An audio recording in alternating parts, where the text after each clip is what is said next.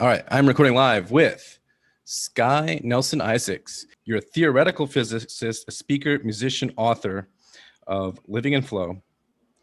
You have a master's degree in physics from San Francisco State University. Your thesis was on string theory, and you also have a BS in physics from UC Berkeley. You discovered early a fascination with holograms and some of the most fundamental questions in physics. And you sought over 2 decades to establish a connection between synchronicity, physics, and real life using research and original ideas. So, like I said, that's a eclectic, sort of unique background. So, before we I think get it's into also, Yeah, I often describe myself as a physics educator because okay. I have a master's rather than a PhD, and I've spent a lot of time in the classroom. Mhm. I'm passionate about both doing original research, which I do. I Mm. have a paper that was just published in December, which is a pretty foundational paper Right. in a peer-reviewed journal called Mhm. Space-Time Paths as a Whole. But I Mhm. also really am passionate about education and getting people to be more aware and understanding of how physics really impacts your thinking and your worldview. Yeah, so we met through some clubhouse groups, which is kind of an interesting way to synchronistically meet people because Pretty much. especially discussing things like physics, because the interesting thing about physics that I found there is it's something that it seems like anybody and everybody, or maybe I shouldn't say that, but all kinds of people want to get involved in, which they probably should, since physics is involved in everybody's life.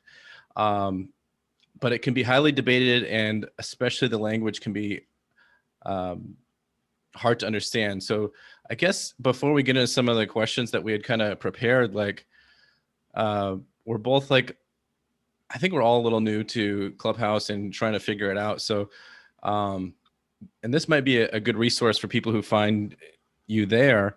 So I don't know if you can say a little bit about what the Clubhouse experience has been like and dealing with the huge, diverse group of people that want to discuss physics and synchronicity and Jungian theory and all that. What has that been like for you? Well, I appreciate that people want to know and that they're curious about the field that I've been studying and passionate about for a long time. I know why they're passionate because I'm passionate. Right. I think that one of the things that I benefit from having the degree that I have and having taken the path that I have is that I I really value people understanding and wanting to be curious about physics. Right. And I don't think it's necessary that, a lot of times what people do in the field is to sort of shut out the conversations that sort of stretch too far into metaphysics. And Mm. I want to help move those conversations along in an educated way so that people, because when people get shut out of the conversation because they're using words like energy in a way that doesn't match with a physicist, or they say, I feel a lot of vibrations when I walk in the room. Well, that might be the person's experience, and it's going to disagree with this for the physicist's definition of what vibration is. Like, what's vibrating? Right. So because people are not trained to be specific with their language, and the physicists sort of bow out of the conversation altogether, I think a lot of folks are just kind of left having conversations that don't touch on the physics information. So I like to sort of thread that and help guide those conversations in a way that is productive and sort of connected to physics and also connected to people's personal experience.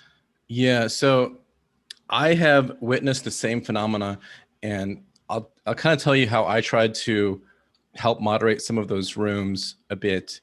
As I said, we'll have people from the scientific, more materialistic background, and you'll have people that they say are like the woo-woo people, and they kind of want to dismiss each other and sometimes get into, the silly arguments that you were just talking about, how it's like, what's a vibration, what's a wave? But kind of what I'll try to tell people is like, okay, if you can't completely come together on your theories, that's fine. You've got theories and narratives, and maybe they don't coalesce properly, but instead of like getting hung up on some of that definitional stuff, it's like, what wisdom and practical application can we draw from it? Because otherwise they get hung up on these like repetitive arguments, or they get lost in abstraction, either side. So I don't know, what has been some of your methodology to help string those different kinds of people together? Well, one thing I do is actually get clear on the language, because I think one of the places illustrative of politics in general. Right. People use a language that doesn't resonate for somebody else, or doesn't align. I'm even using language now, resonate. What does that really mean? You know, Right. It doesn't mean the same thing to somebody else, and there's an immediate reaction and a shutting down of connection. So I think it's helpful for folks who are in the woo-woo land, which I am often in that land. I'm not using that disparagingly. Synchronicity is considered that. Right. And I'm trying to make it scientific, but it is in that realm. And so I think I was saying that the language is really important. Sorry about that. I forgot to. That's all right. It's fine. But go ahead. And so the language is really important when a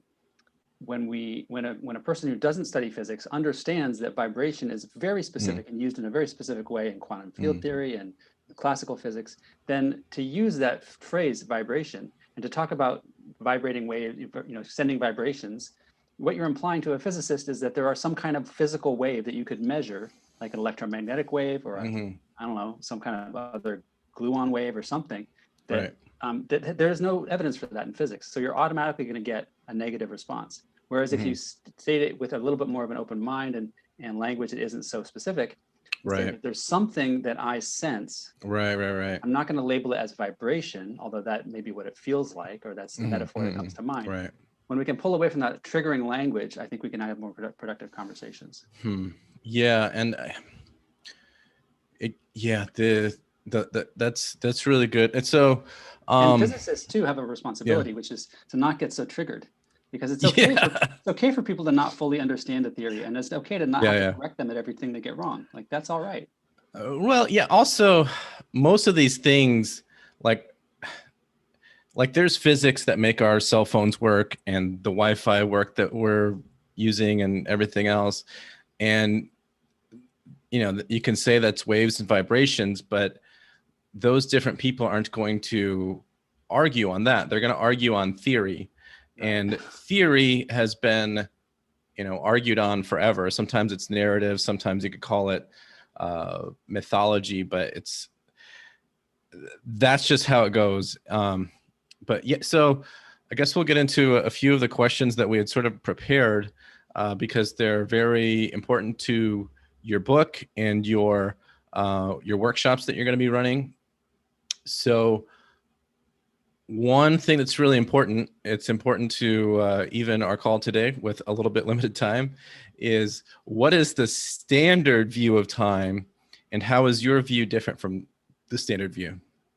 Well, the perspective that comes out of the work that I'm doing is this notion of, instead of thinking of time as, and I think this is part of other work that's done in theoretical physics as well, but most of us think about time as granular. Like we are in the present, it's like a point on a line, and we're experiencing this point, and the present moment is a point. And when you think about it that way, there's really no way you could affect the future or the past, because they're separate points, separate grains of sand that are falling at a different time through the hourglass. So synchronicity doesn't make any sense, because a synchronicity is essentially an event that happens in the present that doesn't seem, it seems kind of out of the ordinary, like you run into somebody in an unusual location. But it's only later that it sort of comes together and you see that there's a meaning or a purpose behind that meeting. So there's this connection over time of meaningfulness. And the way to think about time in my work is think of a time as a line or a film strip or this extended thing that is going somewhere. It's going from where you are now into the future, and it's actually started in the past. And so a timeline can be, it's not a fixed thing. There's the timeline of planting your crops for the spring or for the fall. That's a timeline that lasts about 9 months, and for a farmer. There's a timeline of preparing for this call, where I'm thinking about what I'm going to do to get ready and how to set up my internet and all that stuff. And when you think about that, is my lighting okay, by the way? I'm sitting in nature and it's really beautiful with all this. Oh yeah. Dusting. And you're good. Yeah. I like it. With, thinking about the meaningfulness of the preparation for something, if you've got a job interview or some kind of call that you have to be prepared for, you've got a certain amount of time to do that preparation in. And where synchronicity comes in is that if you don't do the preparation you need to do in the timeline that you have to do it, then there's, I would say, this increased likelihood that something will happen to make that date you have, that event, not happen. Like you're not ready for it. So a synchronicity shows up kind of like the dog barking at the door to get you out of your seat. Yeah. You know, when something happens at just the wrong time, it's also a form of synchronicity. Yeah, it's a good thing that happened at the beginning of this call instead of in the middle of it. There you go. You're putting a positive frame on it. Yeah, exactly. Yeah, I like the way that you framed that, especially in terms of synchronicity, because so yeah, it's like if you plant seed in the ground, if someone gets pregnant, if you start a business, all these examples, you know, Carl Jung called his original paper on synchronicity the acausal connecting principle. So what'll happen between the inception and the yield, you might say, or like the sowing and the reaping, there's going to be these webs of systemic cause and effect that very few of it will be able to see. And so for thousands of years, you know, they might be like, God, why did you give us a horrible crop? But there's so much else going on, like how much you can use that same soil and everything else. And so, yeah, I guess. And, you know, does the failure of that crop lead you to go to market that year to a new town to go to market, and that expands your work as an artisan or a craftsman? Right. So there's ways in which I think our lives are being woven together, and failure is a part of what helps direct us in new ways and motivates us to try different things and go to new places.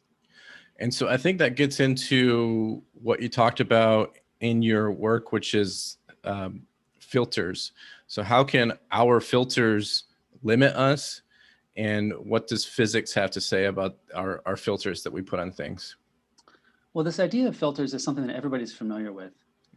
If you're wearing clothes today that you struggle to figure out what you're going to wear, so you finally throw something on, and then you go to work and somebody compliments you and says, "Hey, that's a really nice shirt." Yeah. You're probably going to like filter that out and say, "Oh, this is just something I threw on at the last minute." You know, you're being silly. And that's a way of basically taking information that's coming at you, which is actually positive, and changing it with your mindset. Reframing it in a negative way, like this person is just trying to be nice, or they don't really know what they're talking about, or just making small talk. But really what happened was a compliment, right? And so a lot of people are used to filtering out compliments. We also filter out information that doesn't match our worldview. Like if I believe in a conspiracy of some kind, then I see information that doesn't agree with the conspiracy. I'm going to filter out that information, or I'm going to come up with some other information which puts it in a context that makes sense to me. Right. And so we're constantly putting things in larger contexts that we already have created for ourselves. And that context is our history. It's our thoughts and our feelings and our previous experiences. And so what this really points to is, what are we filtering? Right. What we're filtering is what I call wholeness. Yeah. In the case of somebody saying something to you, there's the whole intent of what they're trying to say. So if I'm complimenting you, the whole intent might be not only me complimenting you, but me trying to connect with you as a friend. And there's this whole, whatever I'm feeling in my body when I say that is sort of the whole picture. And what you perceive from that is very limited, right? Because you don't have direct access to what I'm feeling. So you're going to take in whatever information makes sense to you. Interpret it. You might even interpret it negatively. Like, why is this person coming at me right now? And so we're going to miscommunicate because of that filter. Right. So that's kind of sounds like another thing you talked about, which is how sometimes we misplace anger or grief, maybe even resentment. So how can we handle our anger, especially if it's misplaced? And what gifts does grief give us? Well, so part of what I have discovered in the process of researching synchronicity is how it leads to the experience of flow. You know, when I'm at my best, paying attention to synchronicities in my life, it's really what I'm doing is experiencing more flow, more sort of spontaneous alignment from one thing to the next. And our filters can actually get in the way of flow. So I think when we have fewer filters, we're likely to have more flow, because Let's say I need to have a difficult conversation with my dad. Like there's something that's bugging me a lot, and it has for a long time, and it's sort of come to the surface. But I'm like, you know what? I'm not sure I want to have that conversation. It's really, really hard. Should I call him? I don't think so. I don't know. Maybe I'll just put it off. And then suddenly he calls one day to talk to your kid, or something like that. Like calls to talk to my daughter. And I'm thinking, I'm on the phone with him right now. Maybe I should bring this up. So the opportunity arises to do this. Well, if I'm resistant to the feelings that I'm having of difficult feelings, like often nobody wants to feel grief.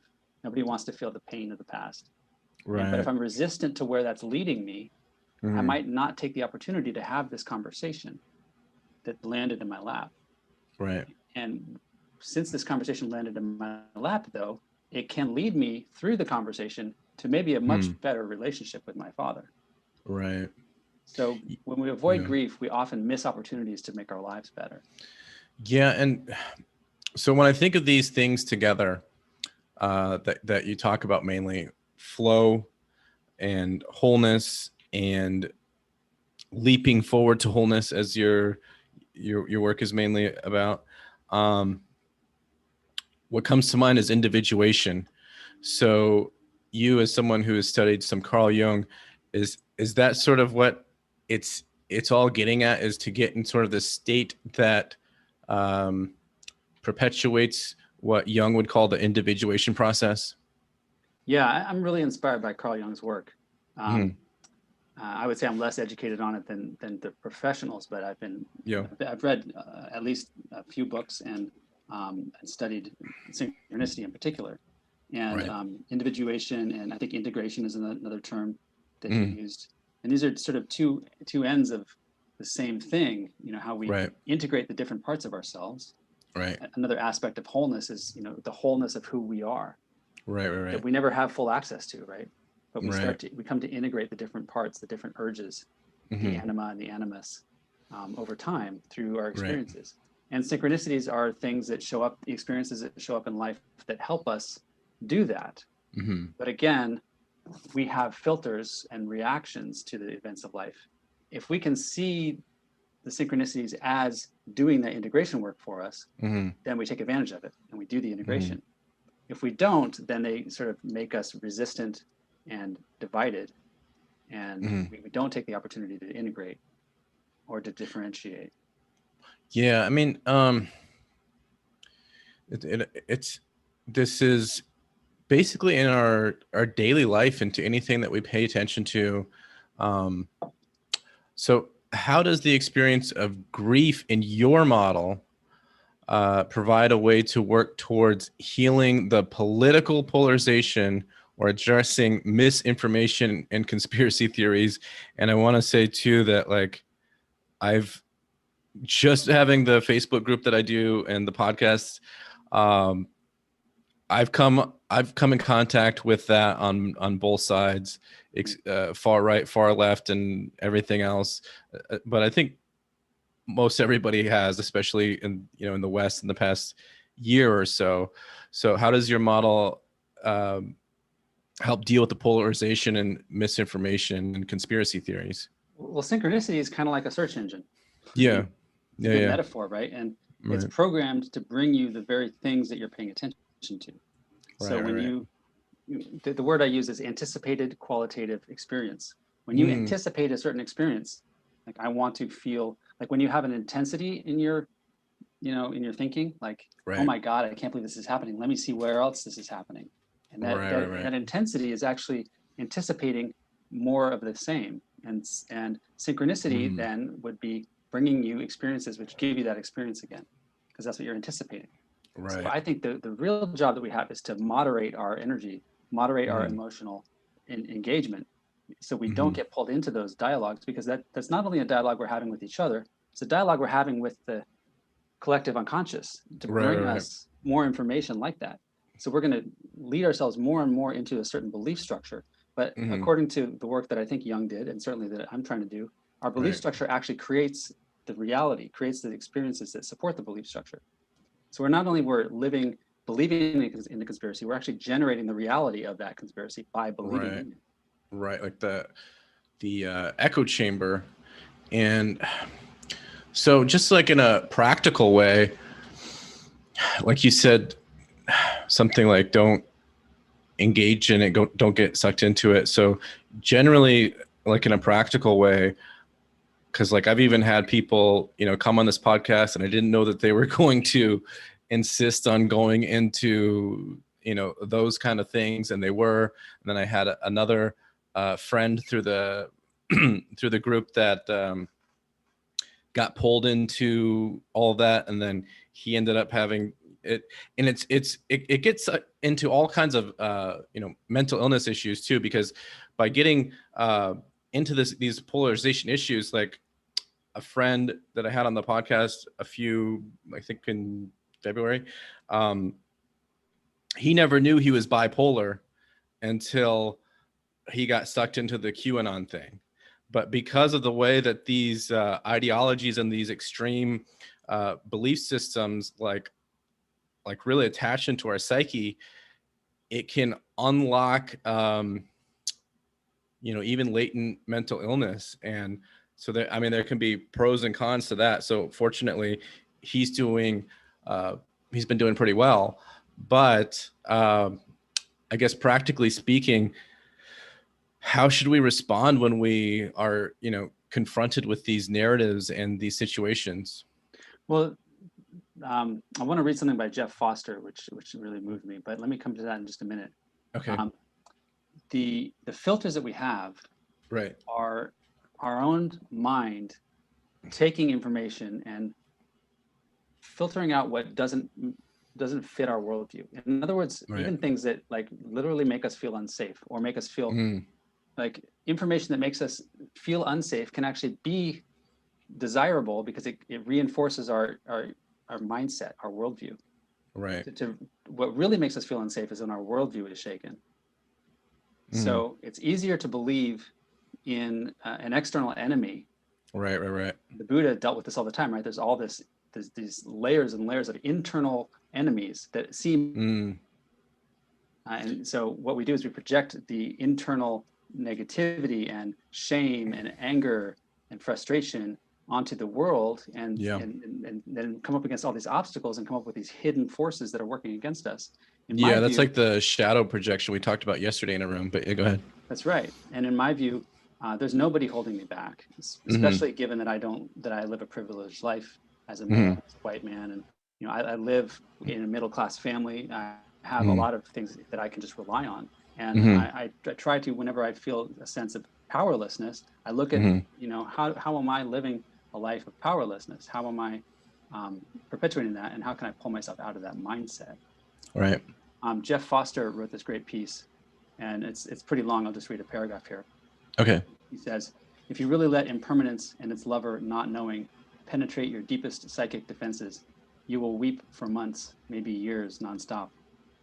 You will not be able to breathe sometimes for the grief. And then he says, the utterly tragic aspect of existence, the unshakable impermanence of all that we hold dear, our utter lack of control in the face of vastness, the horror and the darkness and the fragility of things. He goes on and he basically says it's easier to believe in a conspiracy theory than in the utter reality of how undermined we are in the impermanence of life. Right. So what it really comes down to is knowing ourselves, knowing what it is in ourselves that we don't want to see, we don't want to acknowledge, and being willing to deal with that before we go pointing the fingers at all the problems in the world. Yeah, and when you put it that way too, it's almost like, it almost makes me think of like some of these conspiracy theories, and sure, there's some real ones, and that's a interesting topic, I guess. But it's almost like it seems like we were built to work within what you talk about, flow and synchronicity. But if we filter improperly, then we filter like shadow projections, and we filter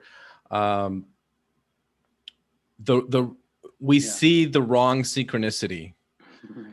Is what it seems. And like you talked about, a lot of your work was in holograms, and there's the holographic principles that maybe you can touch on a bit. How, some say that we like are creating our own reality, creating our own world.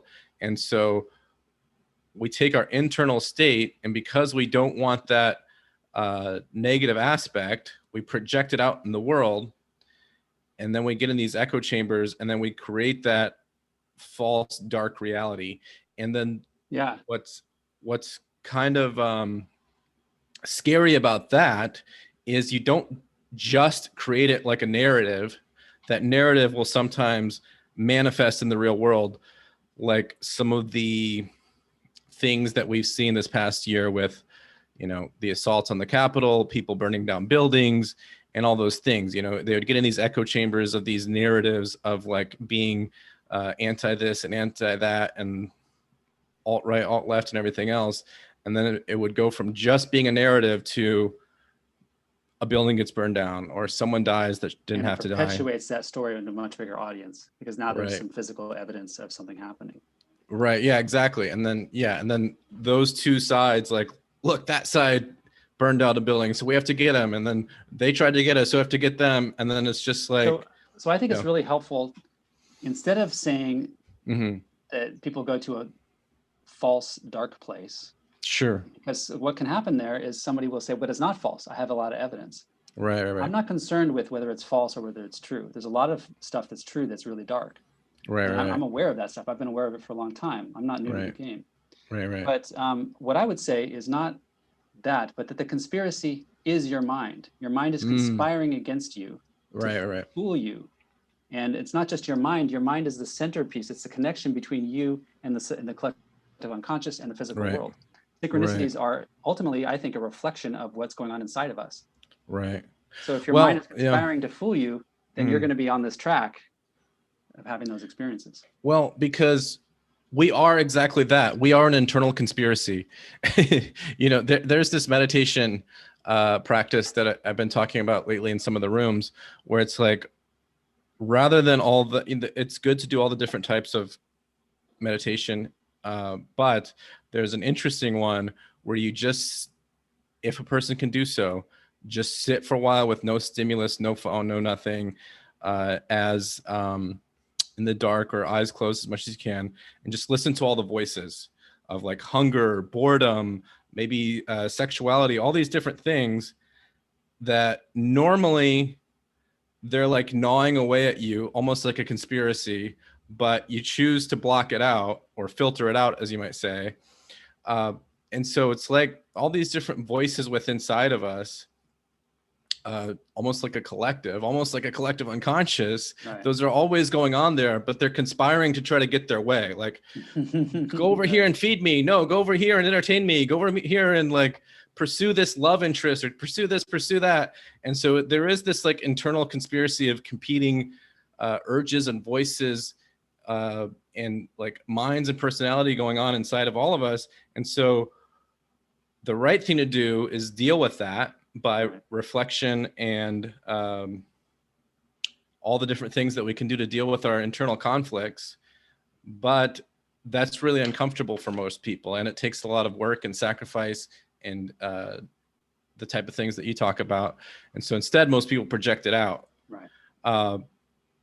Well, so, I learned at one point, I read in the history of World War II that Adolf Hitler had a tremendously traumatic experience when his mother died of illness as a kid. And the story goes, at least, that the doctor of his mother was a Jewish man, and Hitler developed a resentment and a hatred, basically out of the grief that he felt at losing his mother. And that influenced just so much of his personality and his outward projection of what he was trying to accomplish, and for what reason. Yeah, and to make his own life better by hurting other people.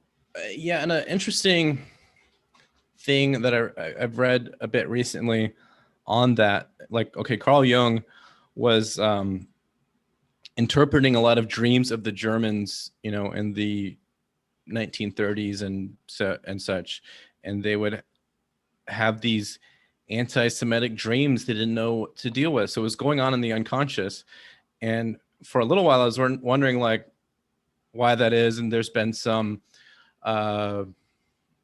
ideas put forth, but actually the reason, it's not a good reason, but the reason that there was so much anti-Semitism for not just the last century or two, but for millennia, was actually because in the Jewish culture, they had all their dietary restriction in their religion, including washing their hands before they eat.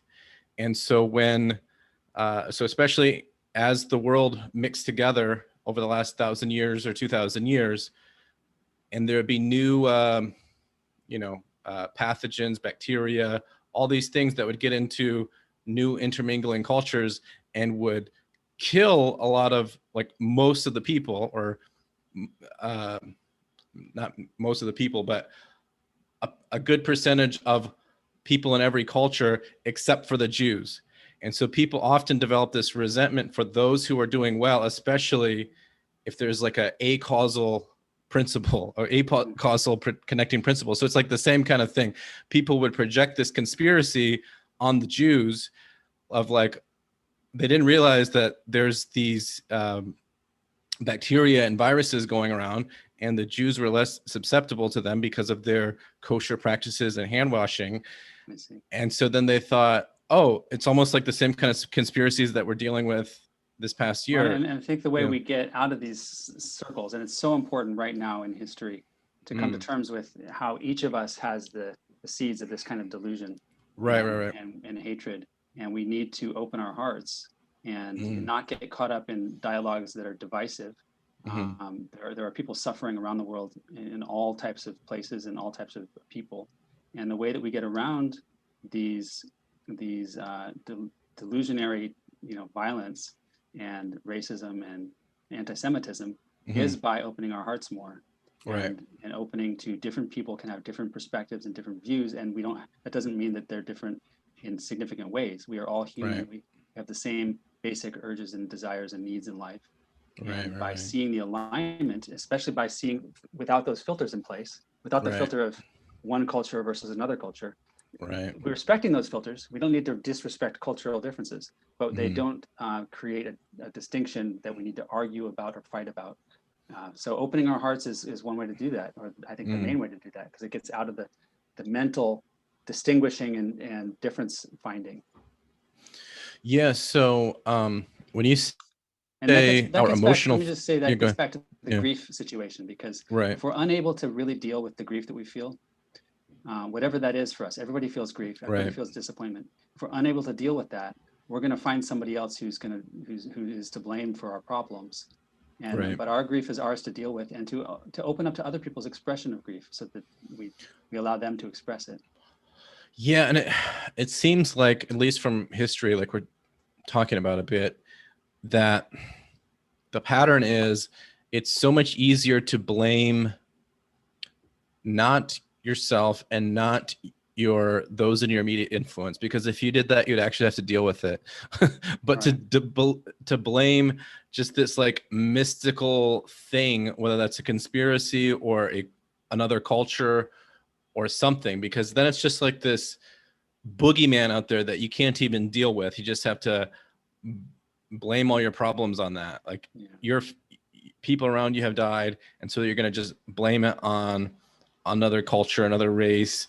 And it's really profound. And so you don't actually have to deal with your actual issues and the actual conflict that you have, like with your parents or with your family or friends. Or just, or even just the complexity of the universe that, people just die because of, like another way to just reframe it is just that, life is a gift, like every single day. And so it's like, sometimes we get in our head these ideas, and this kind of, gets into your grief concept, but, we get this concept or I don't know if it's just like a narrative or just like a belief over time that, like, just because us and those around us have lived for X amount of years, and a lot of people are living for X amount of years, therefore everybody should.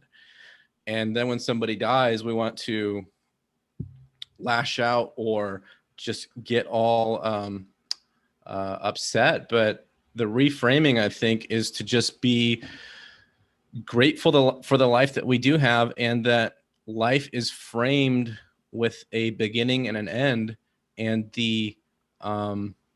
and that mysterious beginning and end to it, like, makes it actually more, more exciting and more real, I guess. Yeah. So, well, gratitude is a really powerful tool to use that has been passed down to us from many traditions. One thing that comes to mind here from my book and what's popular in the world right now is this notion of a simulation. And I don't think of it like we live in a simulation that is created by other people or other beings. But I think the movie The Matrix is a very useful physical description of how a simulation can work. It's a virtual, I think of this as a virtual-like world. It's not a virtual world because what happens is real. The things that happen badly are really painful to real people, and we have to really be conscious of the consequences of our actions. Yeah. But at the same time, there's this way in which the physical world, as I lay out in the book as a hypothesis, is the history of things that we haven't observed is adjustable. This is sort of the main consequence of that idea of time being a line. If I haven't observed you before we get on the phone, then you could be at your house, you could be at your work, you could be on Clubhouse, which is that a physical location or not? Yeah, it's a cloud location. Be in the cloud. Yeah. And all of those possibilities exist, and it's not until we actually get on the phone that one of them turns into be the actual one. Right. So the branch of the tree that you're on doesn't become clear to me until I actually observe you. And this is what I would call the quality that's essential in a virtual-like environment. If you're playing a video game with people around the world and you're all on different computers, but you're playing this like one virtual world, the history of all the non-player characters, the NPCs, is not fixed, right? It's just a bunch of bits that are determining when you walk into a room in the game, it doesn't exist before you walk in there. It gets rendered for you as you walk in. And this is a really apt description of the way I think the world may be working. It's rendering itself for us as we go through life. So there's this way in which we are on an educational journey to our quest to learn from life, and that the best thing we can do is to learn from each experience rather than projecting outwards. Look at how does this experience serve me on my journey right now?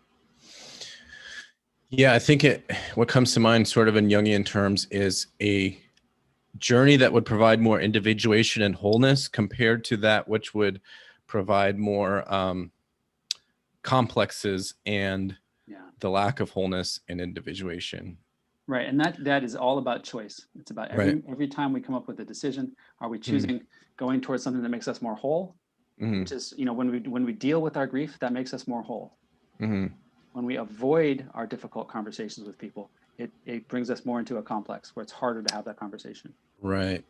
So, yeah, all this gets into another interesting phenomena, especially as you talk about simulation and reality.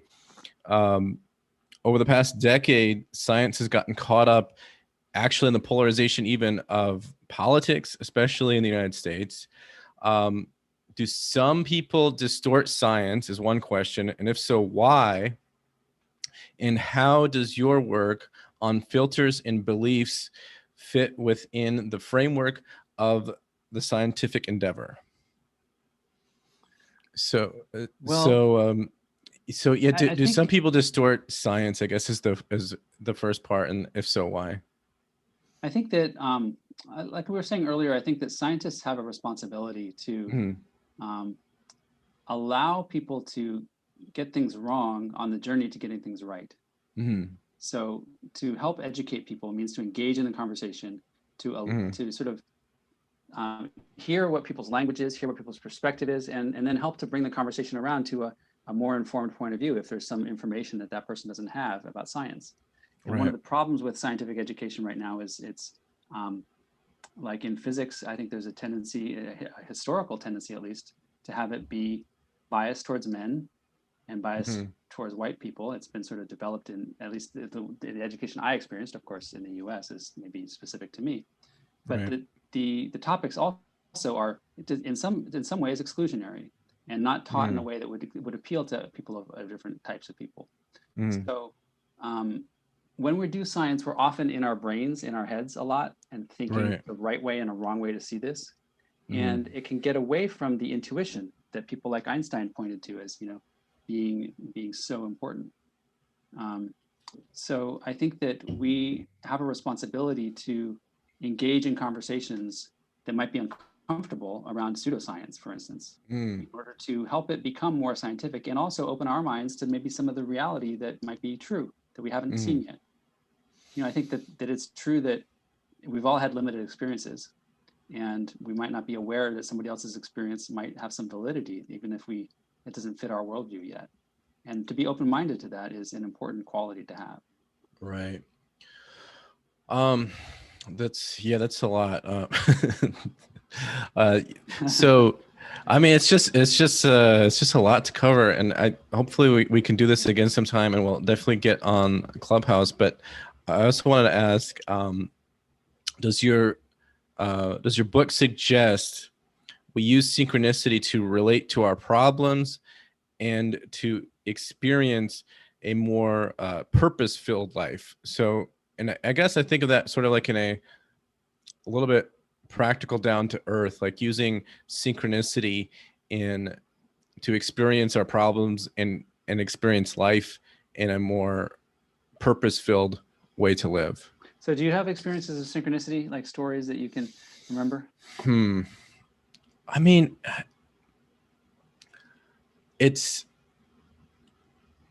I can tell a story to sort of spark the fire. Yeah. Because because I think of it more in the way that dreams can be, and not that there's anything against the way that it works in real lived life, but a couple ways that I think of it. One, how dreams are, and then two, how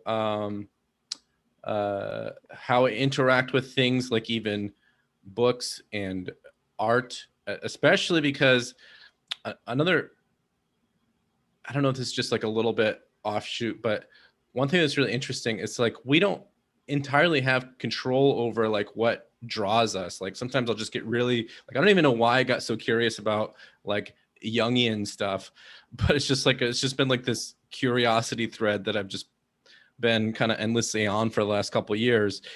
And then it's like, and I don't even know when exactly that'll end, but it's just kind of like, okay, I'm just going to finish this book and go on something else. Nope. And then it just kind of like starts tying together in almost like a building a better theory kind of thing, the type of books that I get drawn to. But yeah, it sounds like you had some more concrete synchronistic experiences. Yeah. I'm curious how it shows up in your life. And so you're talking about seeing the information that comes into your path, into your mind, right, or on the bookshelf that you find interesting, or that somebody hands you on a given day, as that there's somehow some underlying thread of meaning between those instances. Yeah, like for like a little example is how I like using audiobooks, just because then I can kind of like multitask with my mind, and sometimes I'll use the physical book with it, and I'll really immerse myself into it. And so for that reason, especially nowadays, because we're starting to get a lot of audiobooks compared to a few years ago where there were some, but not as many good ones as I would like. But then just the last few years, there've been more and more audiobooks. And what's been really interesting is like, in sort of like a synchronistic way, is there would be books that I'd want to read, and then I'd be like, oh, I guess I'll come back to it later because they don't have an audio version of it, and I'll get into some audiobooks and then get to that when I get to it. And so like one, for example, was the Red Book came out in audio, and when it came out was just like a time when I was like, oh, I really want to get into the Red Book, but I've got some other audiobooks that I'd rather get into first. And so that was like just a perfect time for it to come out in audio. And then same thing with Eric Neumann's Origins of the History of Consciousness, and some others where they just like in the last couple of years, it's just like I'm not sure about getting into this or that, or when I want to get into that book. And then it's just been like this avalanche of Jungian type books come out like right when that's what I need to get into, and that's what I need to explore. But yeah, it sounds like you have some other examples too. Well, I think what's really valuable is to see the thread. Mm. And the metaphor that I use for synchronicity is an apple tree. Mm-hmm. So the apple tree is like any tree. You're standing at the base of the tree, the trunk. Right. And then every choice you could make or everything that you could experience is a different branch. And each of those branches is like a different version of you going off into doing that thing. So as you go through life, as time goes on, you go up the tree and you start climbing and you keep going up and up and up. Right. And whichever branch you end up on, hopefully there's some apples there. Yeah. The idea is that those apples represent some kind of outcome of some experience you want to have. Right. So if you set the intention that like you're looking for information about the collective unconscious, right, and you're climbing that tree and you're actually actively looking for information about the collective unconscious, you're talking to people about it, you're writing in your journal about it. Yeah. You're putting in active energy into that, or activity into that. Then you're identifying apples on the tree that align with that experience of you learning more about it. And that apple could be you finding Jung's Red Book, or it could be you finding another person on Clubhouse who's really into it and leading a room on it. Right. These are like different ways that same experience can happen. Right. And so these apples, it's really important, first of all, to realize that every apple is equivalent to like you having the experience you want to have. Mm-hmm. Lots of ways for you to have a given experience. You don't need to be attached to finding the Red Book. Like you might find it on audio, you might find it on ebook, you might find it on someone's couch one day, or you might just find a biography of Jung, or you might find somebody who knows a lot about Jung. These are all equivalent like ways that you can satisfy the synchronicity. Mm-hmm. And those branches of the tree that have a lot of apples will be heavier because the apples are making the branch heavier. And so when a branch is heavier, it becomes more probable. That's the metaphor, right? And that's what leads to the synchronicity. So if a branch has a lot of apples on it, and what gets you to that branch is joining Clubhouse tonight for a call at 8:00, then there might be a synchronicity that gets you on Clubhouse at 8:00. Like, somebody writes to you and says, hey, you have to join, or your computer dies, so you can't do any more work, so you might as well join Clubhouse. Something's going to happen synchronistically to get you to the place you need to be to get to those apples. Mm-hmm. So I know we've got just a little bit more time, but this question kind of is a good transition to what you were saying, and then getting into more of what you're doing. But I wanted to ask that we're in a very information-rich and busy world. So how does your work suggest to help navigate this sort of flood of information that we're living in society right now? Well, that's a great example of what we're talking about. How do you, if the universe is kind of a search engine giving us information that reflects what we already know and understand, first of all, you can sort of trust the information that's coming to you as being relevant. Right. I like to suggest that we set a target in our minds and take action towards those goals, but then we also step back and trust that what's coming to us is actually helping us. Right. Rather than like fighting against when our car breaks down, ask yourself, okay, how is this actually serving me? Is there some way I can reflect? Actually, in my first book, Living in Flow, I talk about this process called the Lorax, L-O-R-R-A-X. First, listen to the thing that's happening. Like what's going on right now that I need to pay attention to? And open your mind. You might have a reaction. I don't want my car to break down right now, but actually just open, like maybe there's something here. And then reflect, like think about all the different ways that you're learning to be, or think of all the things you're trying to accomplish. Is there some way that this circumstance helps you? Right. I had my car break down, and when I arrived at this workshop, I had to leave. But what it got me to do was get out of my car and start talking to people and ask for help. And asking for help actually connected me to people and neighbors in the neighborhood, and got more people to show up to the workshop. Wow. So, nice. Reflecting on how does this actually serve me, rather than just what we do so often is just fight back against life. And that helps us get into flow. And the second R is to release any attachment we had to how it was going to go. And then by doing that, we can then act, that's the A, and be more into alignment and flow with what's going on for us. And then finally, the X is just to not give up and keep doing the cycle. Oh, yeah. Repeat. Okay, on that, I know we've got to wrap it up in a few minutes. So if you could tell us a bit about what's going on with you. I know you've got some workshops coming up, and of course, your book is out, and you may be seen on Clubhouse. And of course, I will edit these to include your links down below to your website and everything else going on with you. So yeah, if you could just tell us a little bit about what's going on in your world these days and what you got coming up. Great. Yeah, I have 2 books, Living in Flow and Leap to Wholeness. And I have a workshop that I'm leading once a month, which you can find on my synchronicityinstitute.com website. And that's a sort of in-depth dive into some practical tools to make use of more synchronicity and get into flow, and talk about the filters and sort of name filters that you might have and start to notice them more. So this is really practical work that you can do, which is connected to the science, sort of the cosmological view of how synchronicity may function in the world. If you're curious about that, it's a great place to learn that. And I also have a Living in Flow course that's an asynchronous course that I created last year, which folks can sign up for.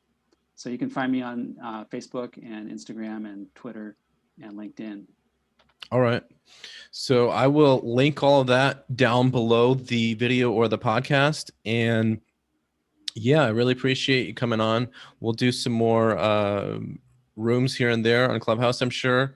And yeah, it was a pleasure, and I look forward to seeing you around. Thanks, Isaac. I wish everybody well, and stay living your fullest, live life to the things that you really want to do with yourself. All right. Appreciate it. Synchronicity will show the way. All right. Thanks a lot. Have a great day.